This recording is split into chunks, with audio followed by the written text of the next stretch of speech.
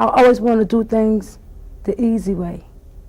Not wanting to get up in the morning and go to work, you know. Not wanting to know about responsibilities as far as how to hold a job or go out there to find a job.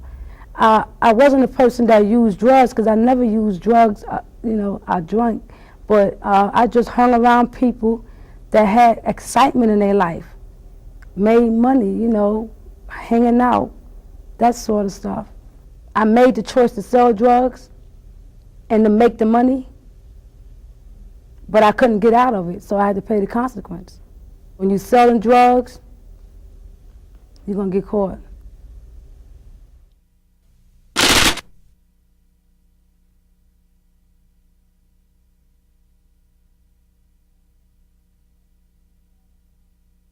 We had started smoking cocaine, first snorting cocaine and then smoking. I knew that she was doing it and she knew that I was doing it, but we were not at that time doing it together. When we began doing it together, we had to do something to support our habit. So we would shoplift and, you know, and we were doing things, anything that it took, whatever it took to support the habit. As long as we had a hit, then it didn't matter, you know, what you had to do to get that, as long as you had it. It got serious when I was asked to go in the house and get the gun, and, you know, didn't know what for. And then when I came back to the car, you know, it wasn't real. It was just, you know, as if I was doing it, but I wasn't doing this. And I never stopped to once consider what was going to happen, you know, what's going to happen when the police find you.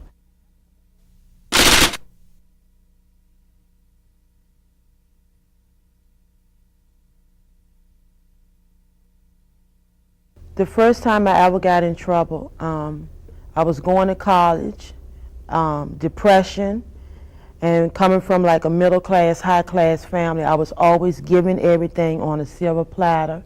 And when I was put out there to take care of responsibilities and go to school, I still wanted those things I was getting at home, and I could not get those, and I turned to another way, which was the bad way, criminal activity, and I embezzled.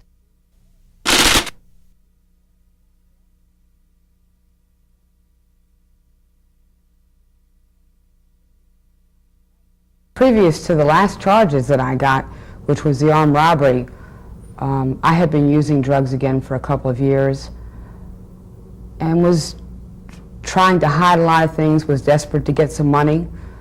And at that point, I guess I had used so many drugs and used alcohol so much that my thought process wasn't normal anymore. It wasn't like I was thinking like a normal person. And the thought to do an armed robbery really came to me from some previous people I used to know. It seemed like a quick way to make some cash. At that time, I didn't think about anything else but just that. Yes, I am a repeat offender.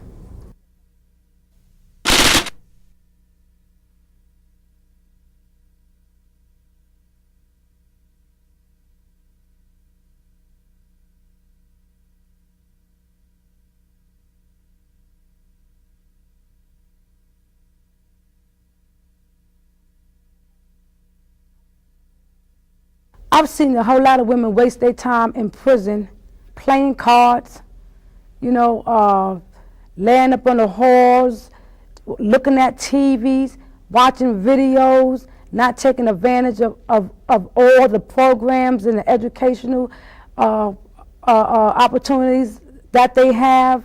And I don't mean to use this word, but I call those losers, you know. Because if you're not taking advantage of the opportunities that they have to offer you, then what are you going to do when you come home? You're not going to do nothing.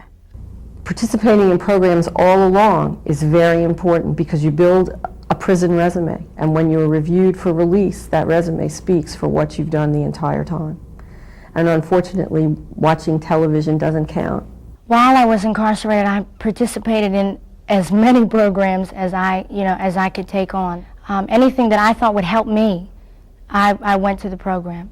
Things like self-esteem groups, and I don't know if it's common with men. I know that it is with women. I mean, when we get locked up, we don't really feel too good about ourselves anymore, because we have to sit there, and think about the people that we left behind and how we've hurt this person. And I know that all people in the penitentiary do.